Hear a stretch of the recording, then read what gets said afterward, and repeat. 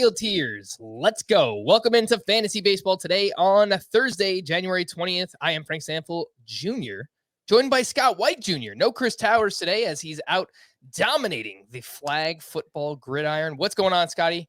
You ready to talk some outfielders? Yeah, let's do it. Nice big position with some nice meaty tiers. It's going to be a mouthful for you, Frank. It's going to be an earful for the listeners out there. But by the end of it, everyone will be full. So that can't be a bad thing.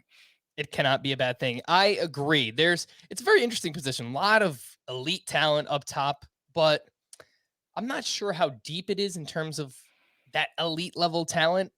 It's an interesting position. We'll get into all of it, but yeah, how many times this offseason are we going to talk about Cody Bellinger and Christian Yelich? They are two very polarizing players and two that we will get into today. So we've got outfield tiers coming your way and I'm going to try to get to a few emails. We're bringing it back. fantasybaseball@cbsi.com. So if you have a question, you can send it there and we will get to it. All right, Scott, outfield word association. You know how this works. Go.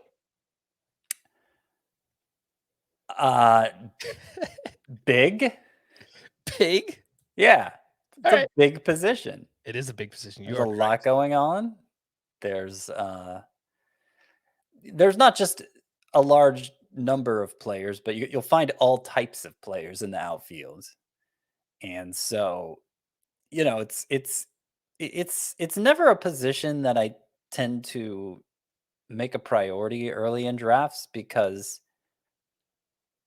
it never really runs out of what you need. It's kind of like a superstore as opposed to this mom and pop shop along the infield. Like, they're going to have it. Well, I don't know. These days they might not have it, but putting that aside, they're going to have it. And so you can always, you need some stolen bases, you need some power, you just need an upsidey type with a mid to late round pick. You can pretty much always find it in the outfield. Yeah, I think that is definitely fair. And before we actually get into the tiers, I think maybe we just talk about the position in a head-to-head points league versus a Roto league. Typically, in the points format, we play with 3 outfielders. I think a lot of head-to-head categories leagues use 3 outfielders as well. And in the traditional 5x5 Roto, we start 5 outfielders, Scott. So when drafting in those different formats, are you cognizant of maybe not filling out your outfield too quickly in a points league versus maybe putting more emphasis on it in a Roto style lineup setting? Yeah, I would say I almost intentionally avoid outfield early in only a 3 outfielder league, particularly if there's just one utility spot to fill. It's so frustrating if you fill those 3 outfield spots early, and then that seems like that's where all the value hitters are, later on in the draft, and you can't do anything about it.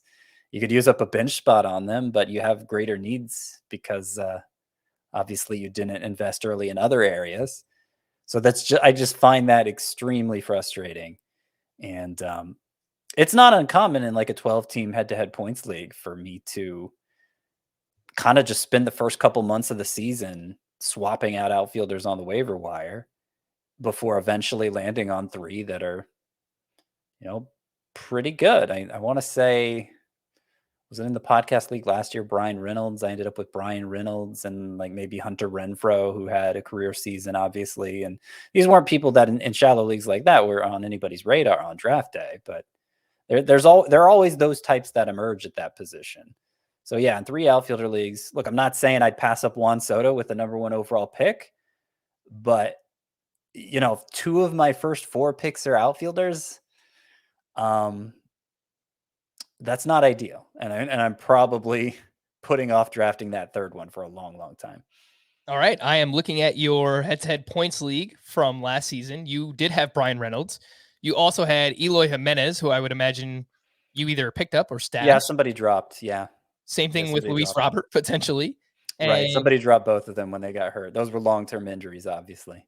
And Robbie Grossman in your utility spot, who went 2020 last year. And I was pretty surprised when I look back to see that he actually met that threshold, 20 homers and 20 steals for one Robbie Grossman. And you answered the first question I was going to ask, Scott, because you talked about how in a 3 outfielder league, you might intentionally avoid the position, but also don't just like pass up on Juan Soto because he's amazing. Right. And I think we could Right. say the same things about like Bryce Harper and all those other elite outfielders as well. Yeah, there's really no sound like Heath Cummings here.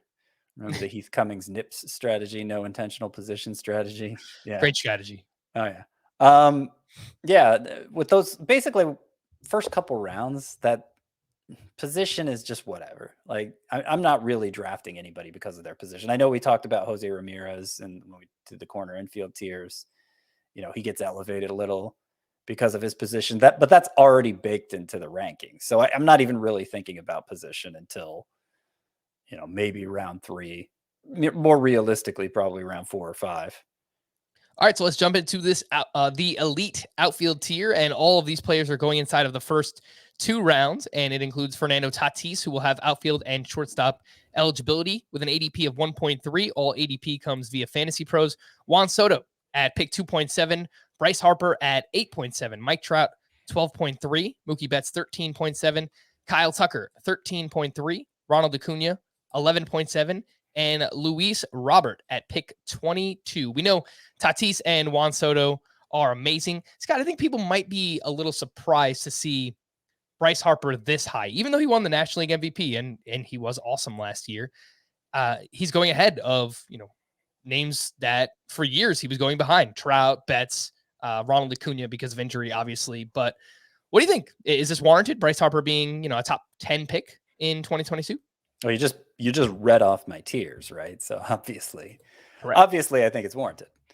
But I'll tell you why I think it's warranted, and that's because remember how during the pandemic shortened 2020 season we were saying, wow, if you look at Bryce Harper's expected stats on Statcast, what the batted ball data, the kind of stat line it says he should have put up, it was better than even his MVP winning season in 2015, right? That was something we kept saying.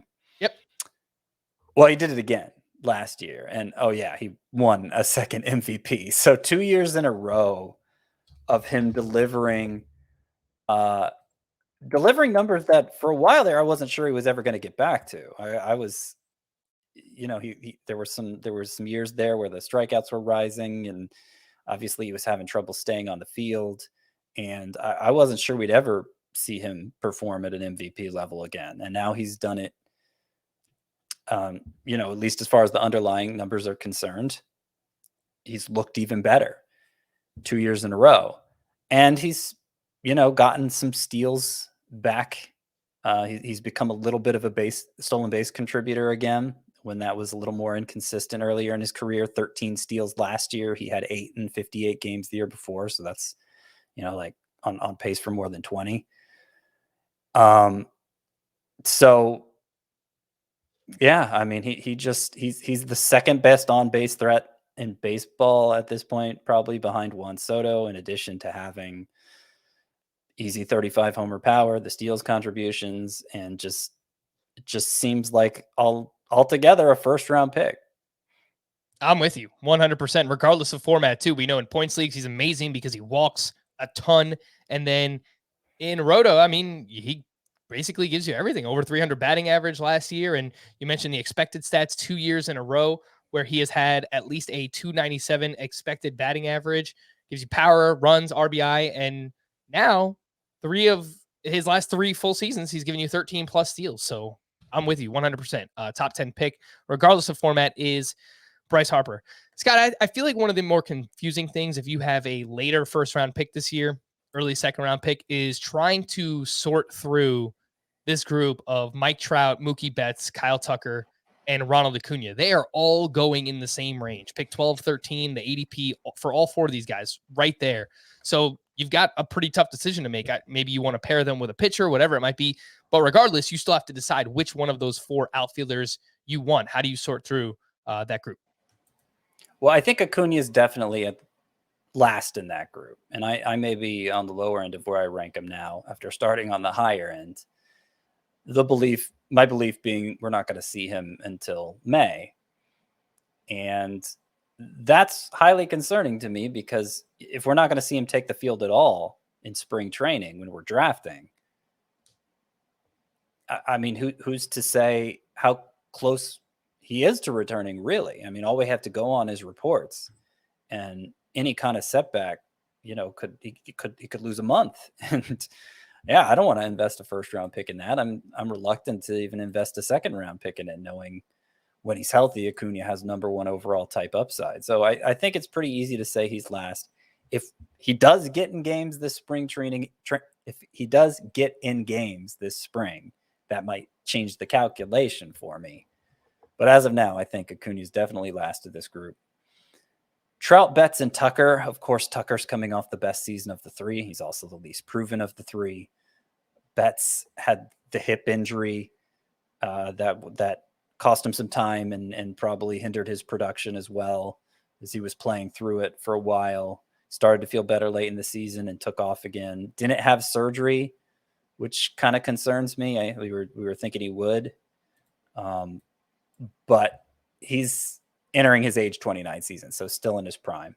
And then Trout, we talked about him with the calf issue. If that wasn't on anybody's mind, the fact that Trout missed the final 3/4 of last season with that calf injury, I'm sure he'd be a top 5 pick still, because year after year, I mean, it's not like the production has slipped for Trout. Stolen bases, yes, he's not a great contributor of those anymore.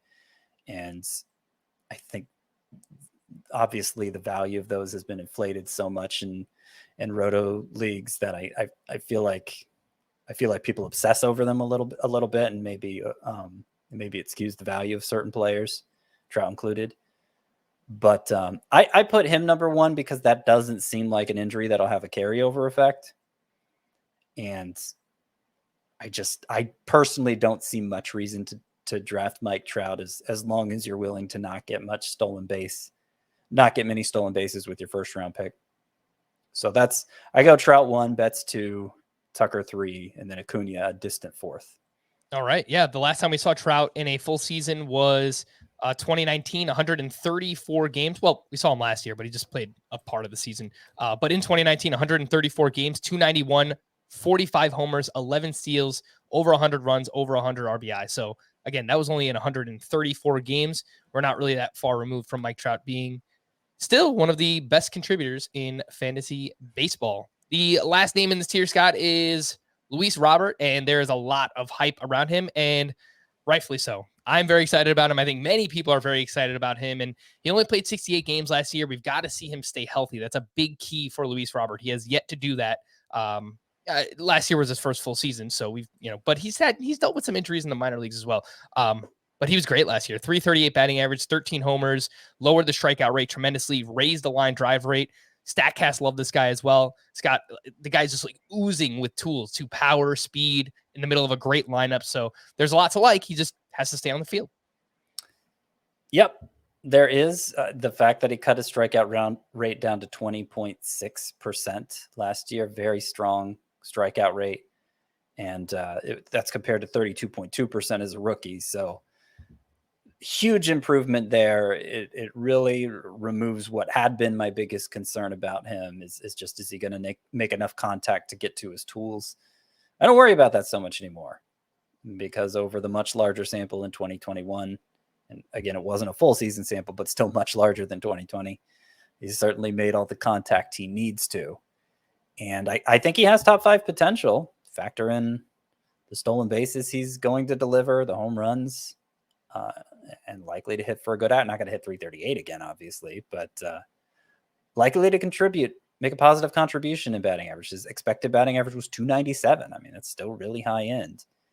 So I think all of the players here, Tatis, Soto, Harper, Trout, Betts, Tucker, Acuna, Robert, they all have the potential to be top 5 players off the board next year, which is why they're all in the same tier, right? I very similar projected outcome for each of them. Theoretically, they could finish in any order at season's end. So it's a big, there's a lot of names here. Obviously, it looks like a nice big tier, but they're all so high end. They're going to be gone by the middle of round 2 in all likelihood. And It's not really going to give you a chance to decide, okay, is this position depleting faster than this position? It's just going to be entirely driven by draft order. Probably for the elite at every tier, you're not really going to have to think about positions yet. I'm sorry, probably for the elite at every position, you're not going to have to think about position yet, because the tiers are just going to deplete. That first tier at every position is going to deplete too quickly for you to engage in that thought process. Let's move into the near elite tier, and this spans from round 3 through 7 and includes Cedric Mullins, Starling Marte, Whit Merrifield, Aaron Judge, Yordan Alvarez, Teoscar Hernandez, George Springer, Byron Buxton, and Ketel Marte, with Whit Merrifield a tier lower in points league. Scott, we recently spoke about Cedric Mullins. We did that podcast, Can the 2021 Breakouts Do It Again? I encourage everyone to go check it out if they haven't listened or watched it already. But Mullins, while he is an awesome story and I am rooting for him, it's hard for me to get behind the price, guy. I don't know if it's like this mental block thing. It happens every year for me in fantasy, actually. Someone who was drafted so late the previous year, and this really shouldn't affect us. If you believe in the player, then you believe in the player. But he was drafted outside the top 350 last year. He was a free agent pickup for a lot of people. And now Cedric Mullins is being drafted inside the top 3 rounds. So it is a big price tag to pay. Fell off a little bit in the second half. The StatCast numbers say he was probably played a little bit over his head. So I like the player, Scott, but I do not like the price tag for Cedric Mullins. Yeah. I mean, that's always difficult to navigate. And it seems like I am more inclined than most evaluators to give those surprise breakthrough players the benefit of the doubt going into the next season. I almost never rank them at face value. And, as concerned as you are about the price tag for Cedric Mullins going in the back half of round 3, or I guess technically the front half of round 3, some point in round 3, as worried as you are about that price tag, that's not giving him full credit for the player he was last year. He was the 6th best hitter in Roto last year, the only 30-30 guy. So, everybody's discounting him a little. It's just how much stock do you put in the performance? How likely do you think he is to turn back into a pumpkin? I have a lot of faith in it, because even though you mention he kind of came back to earth a little in the second half, that was really just in batting average. He had 261 in the second half, which, you'll still take a 261 batting average from a 30-30 guy. 14 of those 30 home runs came in the second half. 14 of the stolen bases came in the second half. Very good pace for both of those still. And the 260 batting average that he regressed to was basically what his expected batting average was showing all season. So it was kind of a very predictable decline. And like I said, not enough to really change his high-end standing. So obviously we've talked about it the past couple of weeks, all the changes they're making to Camden Yards is really just in left field. And I think every single one, I got this rate chart pulled up right now. Every single one of his home runs was one was to straightaway center. The rest were all to right center or right field. So the changes that are happening in Camden Yards shouldn't impact Mullins at all. And for that kind of power speed combo, I think a 3rd round pick is, I'd rather invest in him than Ozzie Albies. I know Ozzie Albies is probably a safer pick, but he might only give you 2/3 of Mullins home runs. He might only give you half of Mullins steals. And you call yourself a Braves fan, Scott? How dare you? This jersey I'm wearing right now is actually an Ozzie Albies jersey. So I'm speaking ill of the guy. What size are you, with Scott? his name printed on my back. What size shirt do you wear, Scott? Large. Okay, so what we're gonna need you to do is, after we finish the podcast, you pack that shirt up, you ship it to me. It's going to be mine now, and then I'll wear it here on the podcast. Okay. Don't see how that works. I mean, I don't know. Mr. You're talking Texas Rangers cap. You ever speak ill of any Rangers while you were wearing that cap, Frankie? never, Scott. I mean, I can't quit my boy Nathaniel Lowe and Willie Calhoun with an ADP of 400 or something. Nah, Yeah. How do you feel about, I don't know, who's the Rangers? How do you feel about Adolis Garcia, huh? Don't love him. Marcus Semien, he's on the bus list. We spoke about him on yesterday's podcast. Let's move into Teoscar Hernandez, Scott. It seems like we've all done a complete 180 on Teoscar. Last year, we were worried about the price tag. I think he was going inside the top 60 or 70 picks, something like that. But the improvements, they held. We didn't know whether to trust what he did in the shortened season. Not only did they hold, but he got better. The strikeout rate, he cut it even more, hits a lot of line drives, and obviously in the middle of one of the best lineups in baseball. I think there's a chance that the batting average regresses a tad. Maybe the strikeouts, rise back up a little bit. I don't know if he can maintain this 25% strikeout rate when we have so much data of him striking out more than that. But even if he does, if he hits 270 in the middle of that lineup with power and a little bit of speed, I think he's still going to be really good. So I don't mind. I don't mind a late third round pick on Teoscar Hernandez. How about you? Yeah, it still feels wrong to me. And of course, Teoscar Hernandez was the bust pick I was pushing the hardest last year. I was as confident in him as anyone that I was as confident as anyone that he would come crashing back down after thriving over a very small sample in 2020. But it was mostly because of that strikeout rate and going from striking out to about a third of the time to about a quarter of the time. I mean, that's huge. The fact that he is going to contribute a useful number of steals, and he's a fast runner, so I don't have a lot of concerns about him giving you steals in that 12 to 15 range again. I think that's you can bank on that happening. It still feels wrong to see him listed there between Aaron Judge and George Springer, two longtime standouts in the early rounds of fantasy drafts, just mainstays there. But I think he deserves it. I agree. I can't find much to criticize him for, except, obviously he doesn't have quite the track record of those other two. Wow, I'm looking into the splits for Teoscar. I wanted to see how he performed at each of the ballparks that the Blue Jays played in last year, because obviously they played in 3 different home parks for various reasons. And he only hit 241 with a 692 OPS in 36 games in Rogers Center. That's surprising to me. That tells me, can he be better? Is that possible? I don't know. It's just surprising that he was that bad and somewhere that's usually a pretty good park to hit in. So something that catches my eye a little bit with Teoscar Hernandez. You mentioned George Springer, Scott, and I really like the value on both Springer and Buxton. The ADP right around 57 for Springer, 65 for Buxton. I think they have as much talent as anybody in this tier. You're just getting them at a discount because of the injury risk, which I get it. It makes sense. Like, we have to bake that into their price somehow. But if they can stay healthy, I mean, there's definitely a chance that they could smash this ADP.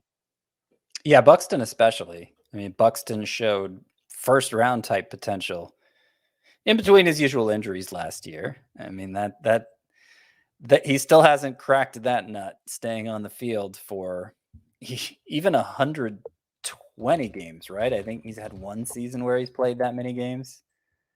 One season where he's played even 100 games. Good grief. Yeah. But he played 140 that year, Scott. Come on, give the guy some credit. That's amazing.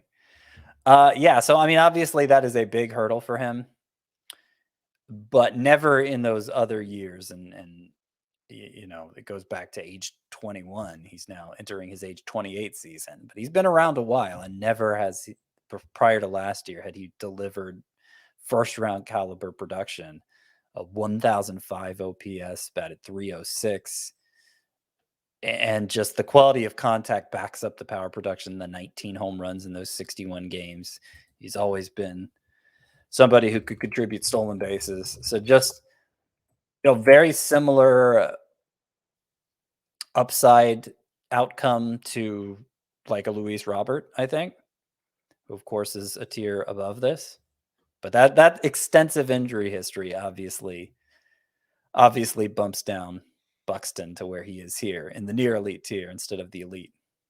All right, let's move on to the next best things tier, and this ranges from rounds 5 through 10 and includes Eloy Jimenez, Nick Castellanos, JD Martinez, Jesse Winker, Brian Reynolds, Tyler O'Neill, Kyle Schwarber, Giancarlo Stanton, Mitch Haniger, Randy Rosarena, Chris Bryant, Cody Bellinger, and Christian Yelich. Quite a few names in this tier, and you'll learn throughout the other tiers that there's a lot of names in all these tiers. Overall, there's just a lot of outfielders to talk about. And Scott, I think we could make the argument, or at least maybe I can, that Eloy Jimenez and Nick Castellanos should be in the tier above. I know Eloy is coming off an injury-plagued season, returned from a torn pec, clearly was not himself, even when he returned after that.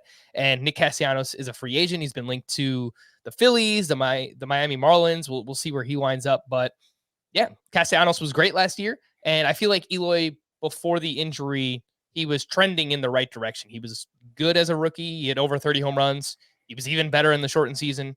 It seemed like he was ready for the breakout, and then he got hurt. So I've definitely gone more to Chris's side in the Eloy Jimenez debate. I was kind of straddling the fence last year when you were very pro Eloy Jimenez. Chris was a little bit more of a pessimist. Not that I think Chris did technically have Eloy Jimenez in his bust column, but not so much that he was making a case for him to be a bust, just that he would be kind of just an average power hitter, kind of what Nolan Arenado has become with the Cardinals. And I think the data we got on Eloy Jimenez last year, and really the data we've seen throughout his career at this point, points to him being more of that. He's young enough that he could take another step forward, but I'm not interested in ranking him that way. So, I was kind of split when I was making out these tiers. Does Eloy Jimenez belong in the near elite with the George Springers, or does he belong in this tier here with JD Martinez and Brian Reynolds? And ultimately, I decided the latter. Nick Castellanos, yes. If we were assessing him on last year's numbers, if we were assessing him as if he's still going to be with the Reds, then he would be a tier higher for sure. He hit 309 with 34 home runs and 939 OPS. I mean, he was a legitimate stud last year, but he's a free agent. And the home away splits 359 with an 1109 OPS at home last year versus 260 with a 772 OPS on the road. And of course, we've seen over the course of his career, I mean, the whole case for him being a breakout last year was that he was playing in a much smaller park than he was used to in Detroit. So it really just depends where he signs. I think the most likely scenario is I'm going to keep him here in the next best things, expecting him to regress a little more to his Detroit numbers, where he's more of a 25 homer guy than a 35 homer guy. But if he does wind up in another hitter's paradise, then I could move him back up a tier for sure. Yeah, I could see the Phillies maybe pushing him into that previous tier as well. It's a good park to hit in. I think a very solid lineup. Obviously, if Castellanos is a part of it, that enhances just how good they can be. So, yeah, the Phillies would make a lot of sense. Miami, no, please no. Let Michael Conforto or someone else sign with the Miami Marlins. Tyler O'Neill is part of this tier, Scott, and he is a freak athlete. When you look at the StatCast numbers, he is in the top 5 percentile in terms of sprint speed, in terms of max exit velocity, so power and speed. There is no doubt about it when it comes to Tyler O'Neill. But like Cedric Mullins, I just don't really like the price on Tyler O'Neill. He's going at pick ADP 54 right now, and he's dealt with some injuries, and obviously the strikeout rate is massive, Scott. I mean, we're talking over 30%. So he impacts the ball very hard. Maybe he could just continue to overcome that strikeout rate. But all of those things that I'm considering injuries and that strikeout rate, I am not going to be using a 5th round pick on Tyler O'Neill. Well, you can understand why people are. I mean, if you just project his numbers out last year over So he played 138 games. You just project him over 150. He's closing in on a 40-20 season with a Yeah, good no, batting average. I get why people want to draft him Yeah. based on what he did last year, and he's had some prospect status. He finally put it together. And he saved his best for last, hit over 300 each of the last 2 months, had 13 home runs in September with 5 steals. Definitely left a good taste in everybody's mouth. And because he impacts the ball so hard, I really want to believe it's legit. But yeah, that price tag is really high. And pretty much already presumes it's legit, right? Doesn't bake in much downside at all. And throughout my career as a fantasy analyst, I've had a lot of success just betting against the guy who struck out a ton the year before. Doesn't always work out. Obviously, it didn't work out last year with my Teoscar Hernandez pick, although that's because he stopped striking out so much, right? He stopped Right. doing the thing that made him so concerning. So, there have certainly more in recent years. It really began with like Aaron Judge. These 30% strikeout guys have not, they've been able to find more consistent success at the major league level. Not universally, but there have been, if they impact the ball hard enough, that is what allows them to overcome that strikeout rate. And Tyler O'Neill would seem to fit into that category, but it's only 1 year of seeing him do that. And, that obviously raises some skepticism. So I tier him here with, Nick Castellanos, Eloy Jimenez, Brian Reynolds, some pretty high-end outfielders. But realistically, he's probably not going to be someone I draft from this tier because he'll be among the earlier players drafted from this tier. That's generally not how I approach the tiers. Yeah, and we spoke about that on yesterday's podcast as well. So I think that makes a ton of sense when it comes to Tyler O'Neill. You are right, though. The path to success for him is Aaron Judge. What Judge has been able to do and maintaining a very good batting average despite striking out a lot is because he impacts the ball as hard as he does. So that is the path for Tyler O'Neill, but he also has to stay on the field. We've seen it with actually guys like Judge and Stanton. It's harder for them to stay healthy because they're so muscular. It's kind of just like this weird thing. Yeah. Tyler O'Neill's in that same category. I Oh, mean, he's the guy jacked. is an Yeah. absolute meathead. Like Popeye. Yeah, he's Uh, completely jacked. It's crazy. yeah. I do want to mention Judge doesn't strike out that much anymore. Like he's improved to the same extent Teoscar Hernandez just did in that category. But at the start of his career, he was striking out at the rate we just saw Tyler O'Neill do, and was able to succeed in spite of that. So I just wanted to point that out in case anyone was going to nitpick the comparison there. Yeah, it's a good point. Judge down to a 25% strikeout rate in 2021. That was a career best mark for him. All right, Scott, a popular question that we will receive all offseason is what to do with Cody Bellinger and Christian Yelich.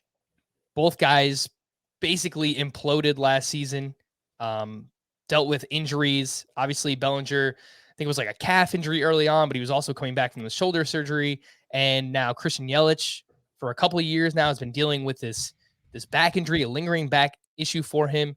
And a couple of years ago, he fractured his kneecap. He hasn't blamed anything on that, but it wouldn't surprise me if maybe that's part of the issue as well. I mean, sounds pretty bad. So, where you at, Scotty? Cody Bellinger versus Christian Yelich.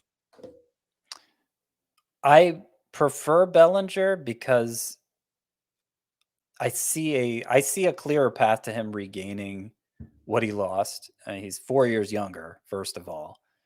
And between the shoulder surgery and some ill-advised mechanical changes, you could understand how he just completely messed himself up. When Yelich, it's harder to figure out what's going on with him. Or if he'll even have time to get back on track. I kind of want to just put these guys in their own tier, right? Because they're so volatile, they're so boom or bust. They could theoretically compete for the MVP this year. I mean, they both had multiple years where they've put together that kind of stat line. but it's been a couple years since we've seen them do anything like that. So I stuck them on the end here. It's, I think that's me being intellectually honest. I think if it came down to it, and particularly if you're looking at the back end of this tier with Giancarlo Stanton, Mitch Haniger, Chris Bryant, although he's likely to be drafted as a third baseman. If you got that whole group there, then I'd be willing to wait another round and just, if I was looking at outfield, I'd be willing to wait another round, and whoever came back to me, even if it was Bellinger and Yelich, I'd be okay with it. But obviously I have more comfort in a Chris Bryant or even a Mitch Haniger than I do in Bellinger or Yelich. It's just also the trade-off of, how comfortable you are versus what is the upside. The upside for Bryant is pretty middling at this point. For Bellinger and Yelich, I still think there's more. Yeah, I feel like this is what fantasy is all about, right, Scott? I mean, Bellinger and Yelich going around pick 100, isn't that where you want to take that shot? You want to take that upside swing. We're not in the early rounds where you're still building your base and maybe you want to play things a little bit safer. We're at the point in the draft where you want to take that shot. And I don't think it would really surprise anyone if Bellinger or Yelich or both of them bounce back to give us first round value, second round value, something like that. So I think this is exactly the point in the draft where you want to take that shot. And I agree with you. I am more willing to take that shot with Cody Bellinger. I am on record, Scott. I want to be the Cody Bellinger guy this year. So last year, he led my bust article completely off of him with the shoulder surgery. I think another offseason, further removed from that surgery. Scott Boras, I know he's an agent for Bellinger. This is what he's supposed to do, but he's already talked about how he thinks Bellinger is going to be ready to go for spring, 100% healthy, and that he's going to bounce back. So, yeah, I put some weight on that, and I'm feeling really good about the price tag with Bellinger. This is someone I think perfectly where you want to take an upside shot in your draft. So, yes, let's do it. You're right. Cody Bellinger over Christian Yelich. I'll let you keep your shirt. That's your prize. The email of the day, Scott. Before we hit the break, since you are this one's from Matthew. Since you are covering tiers, can you please discuss how you use tiers when drafting at the end of a snake draft? Are they even useful considering you can't count on a player being available 2 rounds later? So I should have asked you this when we started talking about the tiers, Scott. Are the players within your tier, are they in the order of the way that they are ranked in your In the rankings? order that I rank them, yeah. Oh, all right. So yeah, I think when you get to the end of a draft, you probably just take whoever's ranked highest in the tier, right? Well, no, I think what he's asking is, the idea behind using tiers is you target the position that's closest to depletion of the tier, the currently active tier, right? So that Fair.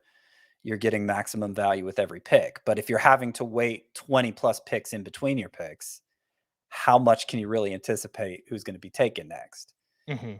And I'll say that's why I hate picking on the ends. It really makes it hard to apply the tiers approach because it's a lot of forecasting that you don't have to do if you're picking right in the middle. That's my preferred spot, smack dab in the middle of the round, so that you're never having to wait that long in between picks. So I know most people prefer to pick on the ends, but because this is the approach I tend to use in drafts, it's not ideal. It's not ideal. So I don't have a great answer for you. I just do the best I can. And maybe if you're talking about an infield position where, outfield's different. Outfield's a little different, obviously, because people draft multiple outfielders. But if you're talking about an infield position where everybody drafts more or less just one of at each of those spots, maybe instead of thinking 2 is enough to wait at the position, I'll say 3 or 4. If there's 3 or 4 still left in the active tier, I'll wait.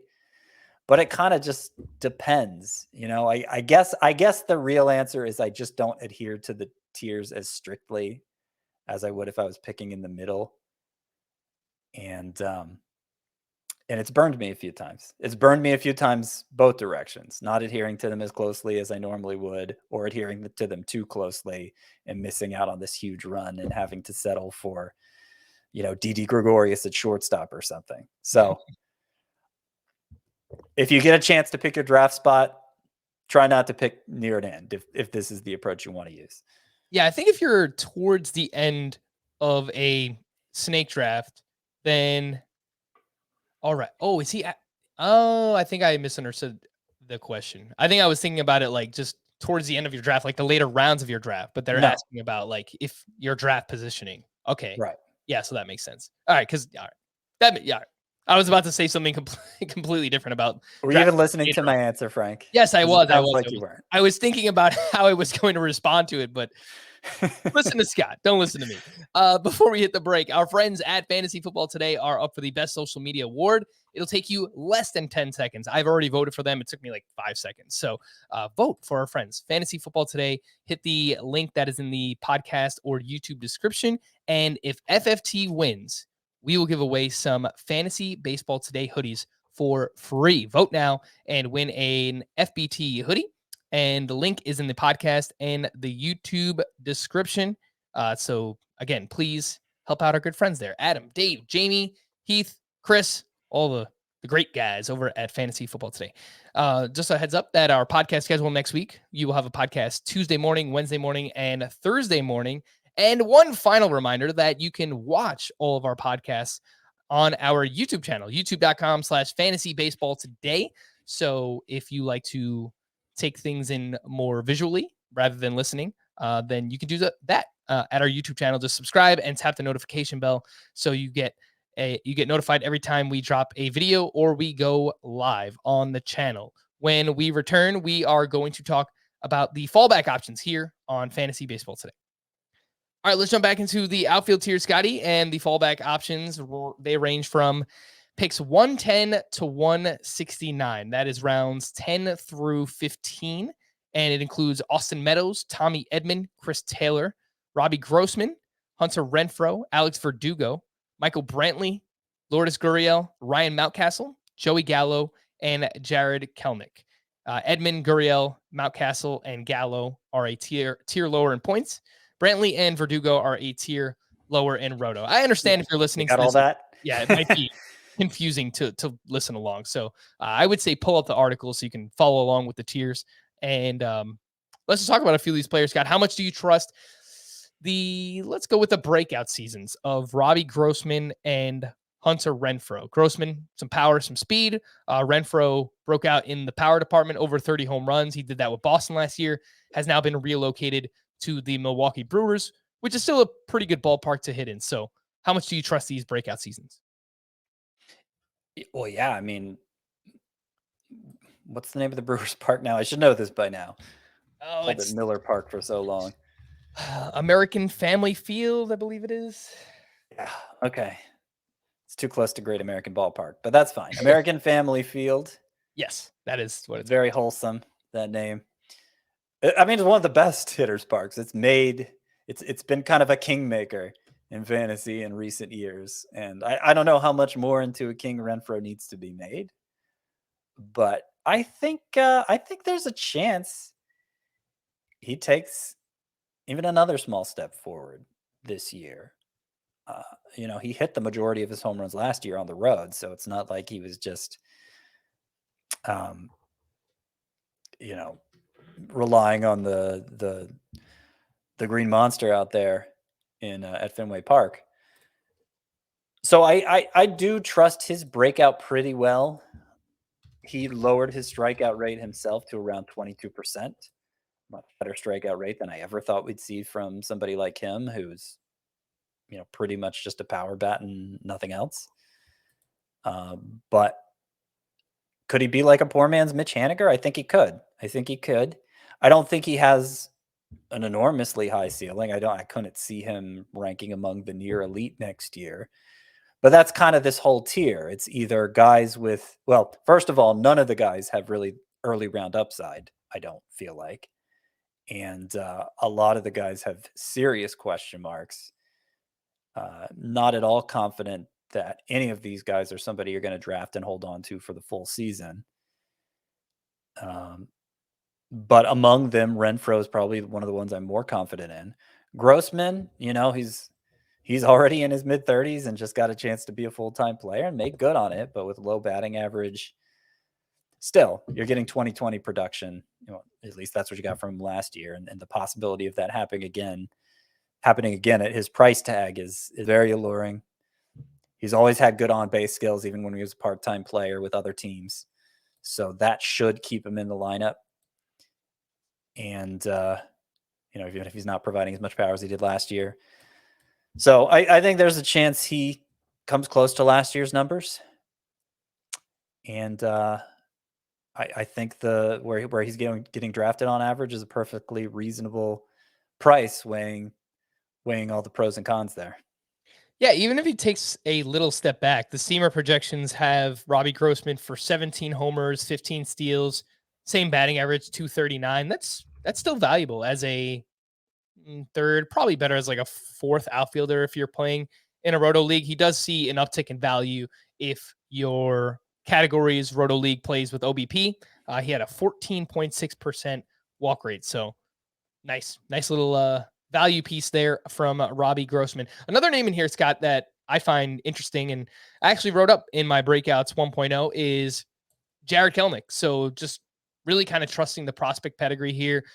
We know the story from last year. He got called up. He was absolutely awful. He got sent back down, came back up for the second half of the season, struggled for most of it, and then turned it on in September. The question is, how much stock do we actually want to put in that? Because it was only 28 games, but he hit 238, 7 homers, 3 steals.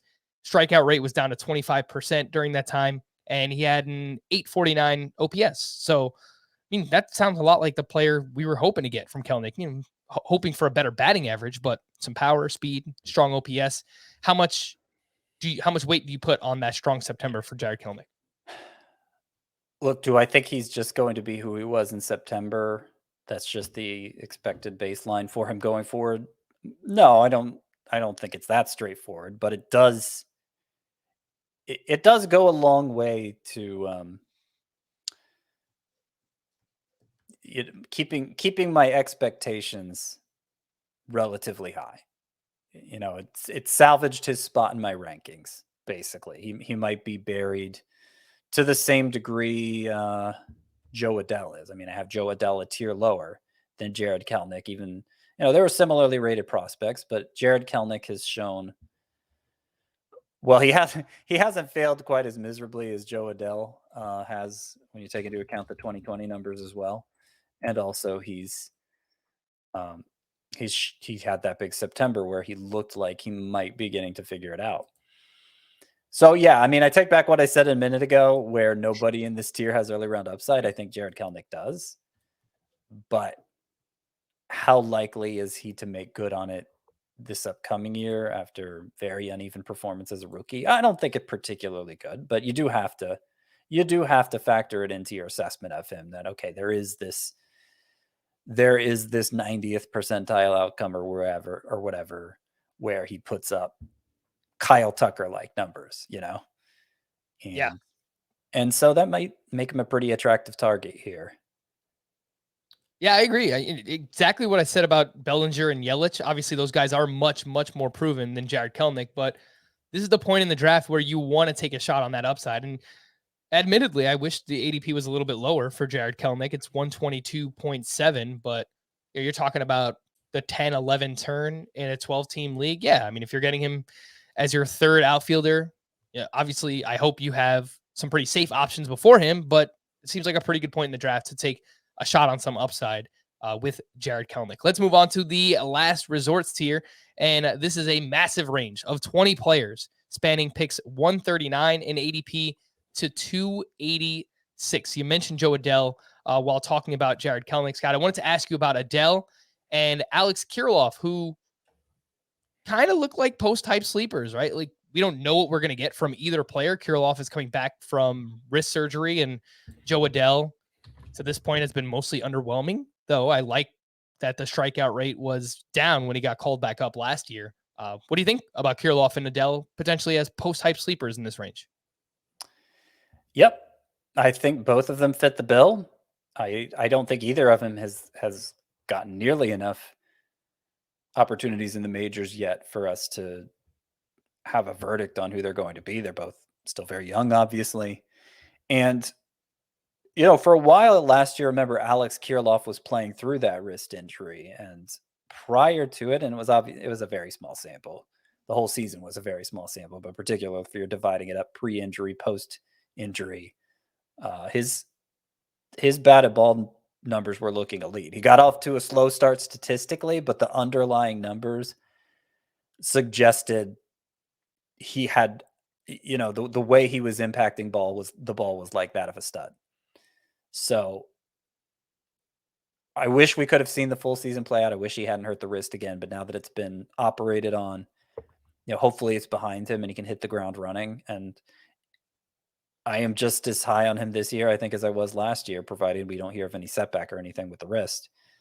Adele, he wasn't great after returning from the minors last year, but in the 35 games he played, he struck out 22.9% of the time, which is actually a big improvement even from what he did at AAA, striking out 29.2% of the time prior to his call-up.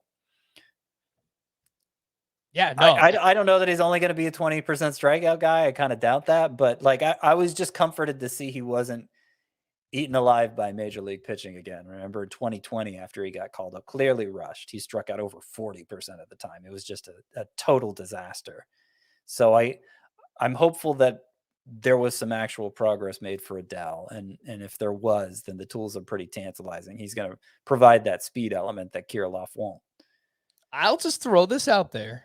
I mentioned when we were talking about Tyler O'Neill earlier that he was a physical specimen, great combination of power and speed.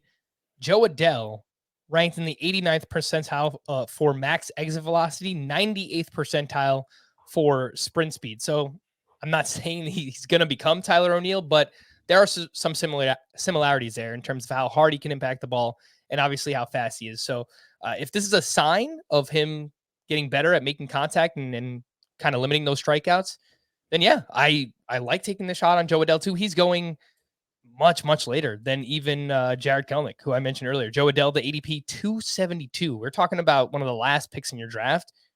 There's no harm in taking a shot on Joe Adele. Eddie Rosario, also in this tier, Scott.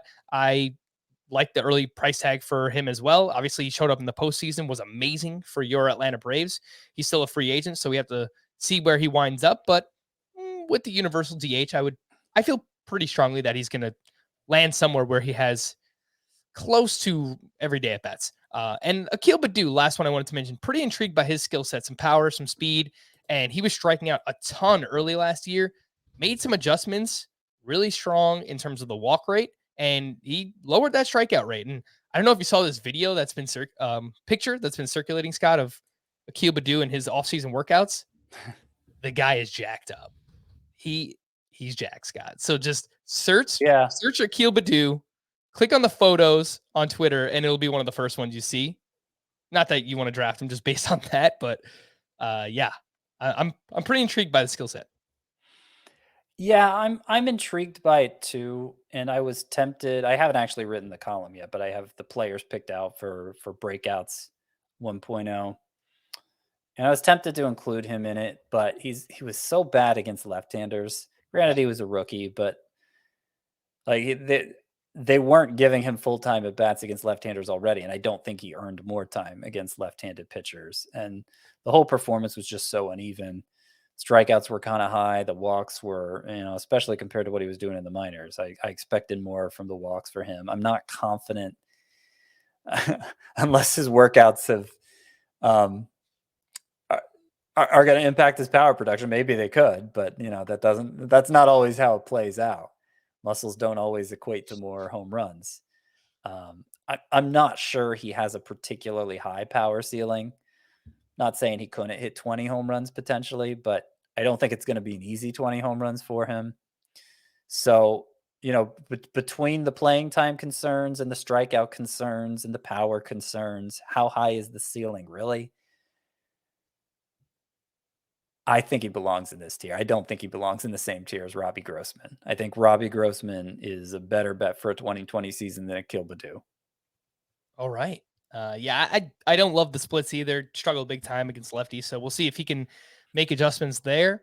But yeah, intriguing. is one Akil Badu. Let's move on to the deep leaguers. There are 19 names in this tier, and two that stood out to me, Scotty, are two that are in your Sleepers 1.0 article. That is Connor Joe, who we've talked about quite a bit this offseason, and Rafael Ortega, who got an opportunity to play with the Chicago Cubs, much like his teammate Frank Schwindel. He's kind of just been lurking around the majors, the minors, has this journeyman feel, and was pretty good. Some power, some speed, decent OBP.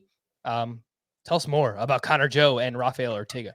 So Connor Joe is in my Sleepers 1.0. Rafael Ortega, yeah, I guess you mentioned that, right? Yeah. So they're even a tier lower here, but that's partly because you don't have to pay more to get them than this. Like, they're barely being drafted in 12-team leagues. They might not even be drafted. And like, Connor Joe is the one I'm most excited about because he had taken over as the Rockies leadoff hitter last August and was delivering big number. His point per game average, I think, was like Mitch Haniger's in that role. And, obviously all the advantages of Coors Field, great OBP skills, which you love to see from a leadoff hitter, particularly in an environment where runs are easy to come by like they are at Coors Field. I think he could be a true must-start player in fantasy, but we need some assurances about the playing time there. Just because the Rockies were willing to give it to him last August doesn't mean they will to begin the season. And I'm not sure they're going to say much about it, honestly, prior to the season. So I don't know how much his draft stock is going to improve, but he's definitely somebody I like to target in the late rounds. Rafael Ortega, I think, has some pretty clear platoon concerns, like I said, for Akil Badu. But he's a better contact hitter than Badu. I think the power production is similar. I think the speed production maybe give a slight edge to Badu there, but I think Ortega has an outside shot at being a 2020 guy as well. And at least against right-handers, he should be the leadoff man for the Cubs. Yeah, not a lot of talent right now with the Chicago Cubs. So I agree. I think Rafael Ortega should get an opportunity to play almost every day to at least start the season for the Chicago Cubs. A few boring veterans in this tier that I like quite a bit, Scott: Andrew Benintendi and Will Myers. And I think you labeled the tier correctly, deep leaguers. If you play in a 15-team league, which I've already completed a few drafts, I've wound up with each of these guys. Andrew Benintendi, I think, as my fourth outfielder in one. Will Myers might have been my fifth outfielder or sixth outfielder in the other. But yeah, I mean, these are guys that exactly what they are. Boring veterans, but I think can provide something, especially with Will Myers, universal DH in the National League. If he's healthy, we saw a pretty big season from him in the shortened 2020. It's just a matter of him staying. I was convinced he had become a stud entering last year. And that pick didn't turn out so well for me. So I don't even know that boring veteran is the right label for him. Just he kind of feels more like a boomer bust pick to me. But the bust outcome is one that could still provide you a 20 homer 10 steal season. So I guess that's kind of what you're thinking, is if you're not even thinking all that optimistically with Will Myers, he could be a useful piece. And I would say that that's true. For Benintendi, there's not really much upside to be had at all. I think he's kind of the definition of a boring player now. But he had a really strong finish with the Royals last year, and you might be surprised where his numbers ended up as a result. 276 batting average, 766 OPS. That's, those numbers aren't great, but they're virtually identical to the batting average and OPS he put up as a rookie in 2017 when he was the runner-up for Rookie of the Year. And everybody was excited about him as a fantasy asset back then.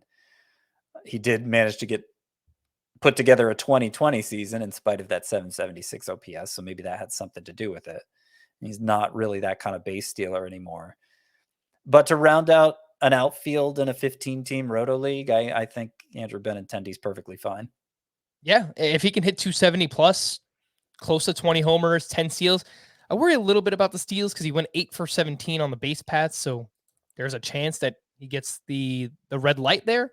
But yeah, 20 and 10 with 270 batting average, I think it is doable for Andrew Benintendi. The leftovers tier features 40 names, lots of prospects, some late round darts that you can check out over on the site, and it features my man, Lane Thomas, Scott, who, come on, let's bump him up into that previous tier, man. Lane Thomas, he was leading off for the Nationals down the stretch. He was really good. Another one where he had the opportunity like Connor Joe, walked quite a bit, leading off for not really a great lineup, but if he has Juan Soto behind him, then should be able to score some runs, a little bit of power, a little bit of speed.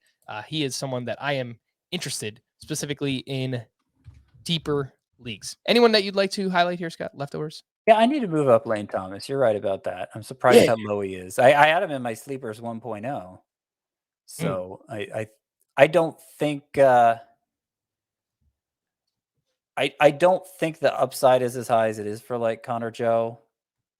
And I might even say Rafael Ortega's upside's a little higher too, though I doubt he's going to get the playing time to meet it all the way. Lane Thomas should be a pretty safe bet to be the Nationals' leadoff hitter most every day. I say a safe bet. Obviously, if he struggles, then he won't be a safe bet anymore. But I think that's the idea going into the season. And he might be like, I feel like he's maybe a little closer to Andrew Benintendi in terms of what the upside looks like as a hitter, which is to say there's not that much upside, but if he's able to deliver a Benintendi like stat line, but with twice as many stolen bases, he's going to be pretty useful. Scott, we got to remember, he is a former Cardinals outfielder. I feel like whenever a Cardinals outfielder leaves the Cardinals, they wind out turning, they turn out pretty good. So maybe some Tommy Pham vibes here from Lane Thomas. That would be great. Let's wrap up with a few email questions here, Scotty. This one's from Alexander Chaco. As injuries mount year by year, it seems to me multi-position eligibility is the next new desirable factor. Given this, I need help selecting 2 keepers in my 15-team 5x5 Roto League. 22 slots with 8 pitchers, but only 1 IL slot. 3 keepers, moving up 3 rounds per year. But 1 Tucker, round 17 is a no-brainer. So he's keeping Kyle Tucker. For my 2 other spots, I am torn between the following: single position players versus multi-position guys. Dylan Carlson. These are the outfield only players. Dylan Carlson in round 12, Kelenic in round 14, Jesse Winker round 16, Colton Wong round 18.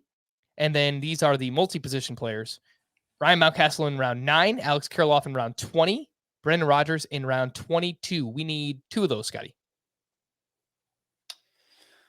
Only 2. Okay. I would keep.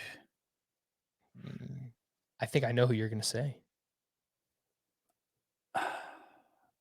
Yeah, moving up 3 rounds per year. Okay, but it's only 3 keepers. So I don't know that you need to focus that much on the long term at all here. So I'm probably saying no to Kelenic as a result of that, and going with Jesse Winker in round 16 and Brendan Rodgers in round 22. And that's exactly what I would have predicted. This next one's from Tyler Simmons. Loving all of the off-season content. I was eliminated in football very early, so I've been with you guys since about mid-October. Awesome. Yes. We appreciate it, Tyler. You can listen to us either way. I mean, you're still doing well in football. Come on. Try and balance both. I mean, I do it. Scott kind of does it. Anyway, 12-team keeper league. Keep 5 for 3 years max. Head-to-head points. Snake draft. Who do you like better as a final keeper? Justin Verlander in the 26th round, Alek Manoah in the 26th round, or Byron Buxton in the 11th. I'm already keeping Devers, Corey Seager, Logan Webb, and Fastball Freddie. Although Fastball no more. Throws that slider quite a bit. I mean, they're all good keepers. Mm-hmm. He doesn't say whether it's Roto or points, does he? Oh, head-to-head points. Oh, okay. Yeah. Head-to-head points. I think we have to take one of the pitchers. Do you take? Well, I was leaning Buxton until he said head-to-head points. Do you take the old wily veteran, Scott, or do you go with the young buck, Alek Manoah? Keep 5 for 3 years max. Does this price stay locked in for those 3 years? Doesn't mention it.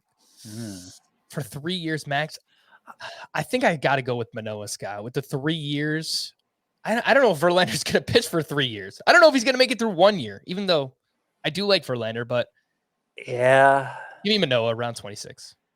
I'm really confident in the impact Verlander's going to make this year. I think I take Verlander. All right. Scotty on Verlander. I am on Alek Manoah. This last one's from Hugh. I am in a head-to-head points league. We get to keep 5 guys, also traded for the first overall pick, which will be Juan Soto. I had him for 3 years and had to put him back in the pool, so I gave up Corbin Burns for the first overall pick to get Juan Soto. Thoughts on that move? All right. So that's first, Scott. Giving up Corbin Burns to get Juan Soto first overall. Makes sense, right? I would. Yeah, that makes sense. Yep. All right. So the keepers for Hugh are Bryce Harper, Brandon Woodruff, and Freddie Freeman. Then I need to keep 2 of the following: Yordan Alvarez, Alex Bregman, Francisco Lindor. Alvarez could round out my outfield. Bregman worries me, but third base is so shallow. Lindor is in a deep position, so I am stuck. 2 of those names, Scotty. Alvarez and Bregman. But I'm the low guy on Lindor. And yeah, you don't already have a shortstop, I guess, but you mentioned in here it's a deep position. I think you'll be okay finding another shortstop. Yeah. As much as I like Lindor, I think it comes down to if other people in your league are keeping third baseman, which makes it even harder to get a usable third baseman in your draft, then I think I'm all right going with Bregman, especially, I mean, he's so good in head-to-head points leagues as well. So definitely Yordan Alvarez. I think it's close between Bregman and Lindor. Maybe look at some other rosters. In a vacuum, I would still take Lindor, though, but it is close. We're going to wrap there. For Scott, I am Frank. Thank you all for listening and watching Fantasy Baseball today. We will be back again on Tuesday morning. Bye-bye.